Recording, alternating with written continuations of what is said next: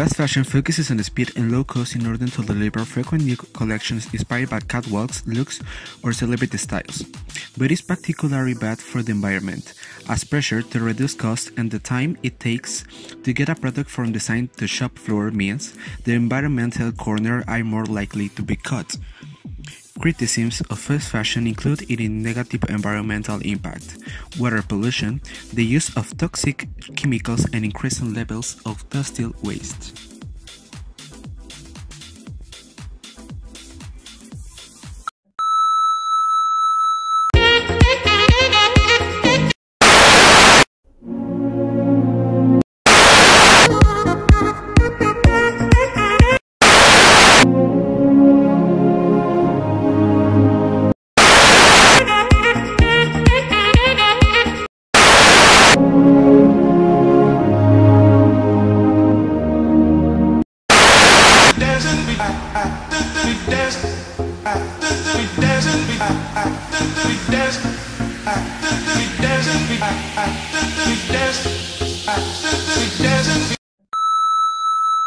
Fashion industry is the second largest pollution industry in the world, behind only fossil fuel energy production. The production and distribution of the crops, fibers, and garments used in clothes all contribute to different forms of environment pollution, including water, air, and soil. The fashion industry is responsible for 10% of the carbon footprint of the world. Some of the main factors that contribute to this industrial caused pollution are the overconsumption of fashion items, the use of synthetic fibers, and agriculture pollution of fashion crops. Yes. Good morning, Catherine. We will talking about fashion industry. You know what is that? Yes, I know the fashion industry. Okay. Did you know that fashion industry is the second largest pollution industry in the world? No, I didn't know that. How often do you buy clothes? It depends. Now I think I buy clothes more online, but maybe when I go to the shops it's once every 2 weeks. Okay, perfect. And do you think that it's important to inform people about this problem, that the pollution in the air, water, and include crops? Yeah, I think it's really important because I didn't realize it was a problem, so probably a lot of other people feel the same as me. Okay, thank you. Thank you.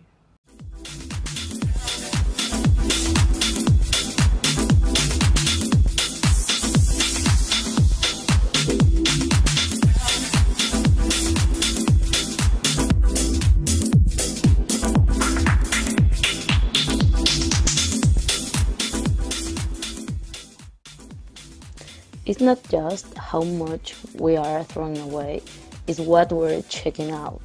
That is the problem. Do you know where our clothes coming from? There's two main materials really. They either come from natural materials, so cotton, and then the other material would be polyester, or oil-based materials that come from oil petroleum, so the same stuff that you put in your car. Polyester is a plastic that around us in many forms, and it's something like a plastic bottle. It's exactly the same polyester that many of our clothes are made. But the issues don't stop once we have made the clothes. They can also cause problems when we wash them. Microfiber is from polyester fabric gets washed out of our clothes and into our rivers and oceans. Our approach to waste has to change. I was recently disgusted to learn that plastic has been found in a third of fish caught in Britain. So, the solution is we have to completely rethink the way we work with these materials. We have to stop seeing it as a linear journey.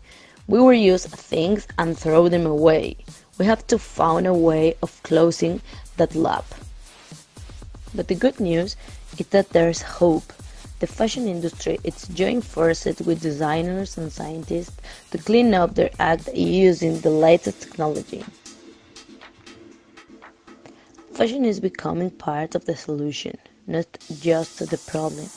And lately, even the red carpet is taking a green change, from musicians to movie stars and even luxury brands. Pharrell Williams recently became co-owner of Donha Label G store who are using discarded plastic bottles and turning them into a substance called bionic grain.